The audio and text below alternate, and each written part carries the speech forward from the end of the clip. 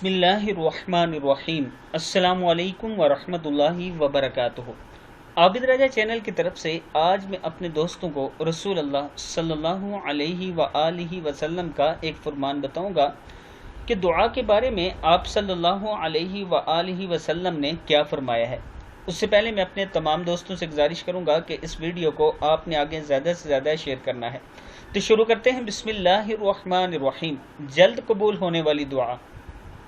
نبی اکرم صلی اللہ علیہ وآلہ وسلم نے فرمایا، کوئی دعا اتنی جلدی قبول نہیں ہوتی جتنی کہ ایک شخص کی دعا دوسرے کے لیے اس کی غیر موجودگی میں قبول ہوتی ہے۔ ترمذی ہے۔ پھر سن لیں، کوئی دعا اتنی جلدی قبول نہیں ہوتی جتنی کہ ایک شخص کی دعا دوسرے کے لیے اس کی غیر موجودگی میں قبول ہوتی ہے۔ یہ نبی اکرم صلی اللہ علیہ وآلہ وسلم نے فرمایا۔ تو دوسروں کے لیے دعا کیا کریں ان کی غیر موجودگی میں۔ السلام علیکم ورحمۃ اللہ وبرکاتہ۔